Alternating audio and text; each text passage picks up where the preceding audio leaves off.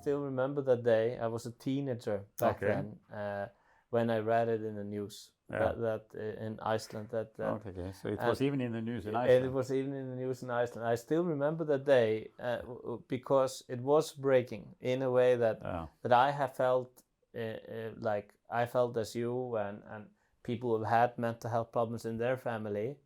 I felt like this was something which has never happened before.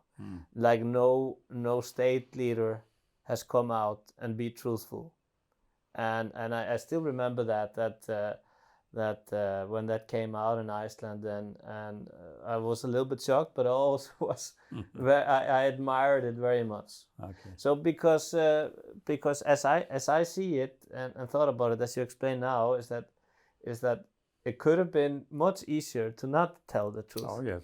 And probably there were people who were advising you to say something different and not telling the truth.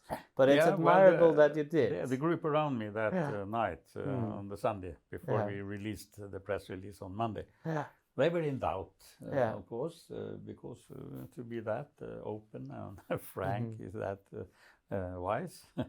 But I said yes, I will do it. Yeah.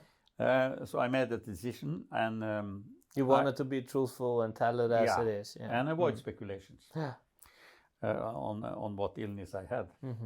And today I'm even more convinced than before that this was a right decision, because exactly what you are mentioning now, many people reacted very positively in Norway. During next 4 weeks, when I was out of job, I got around 1,000 letters.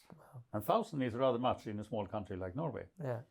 And most of them said, we have similar mental health problems, and that you were open on this has helped us to talk with somebody. Because that is a very important message for me. Namely, that if you have mental health problems, smaller or bigger, very many have. We know that today. The first step to be better is to talk to somebody. Maybe you should not start with a psychiatrist, but with a friend. A psychologist even better. No. Yeah, maybe. As you. Yeah, you can talk with, but you can talk with a friend you trust, and who will keep the secret if you want that. You can talk with a family member maybe that you trust, whom you trust. So start to talk, because then you open will up, lift.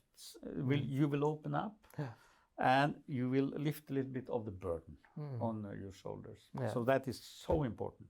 Start by talking with somebody whom you trust, and so you can go further to a psychologist or a psychiatrist or and so on, and get necessary help. And I did.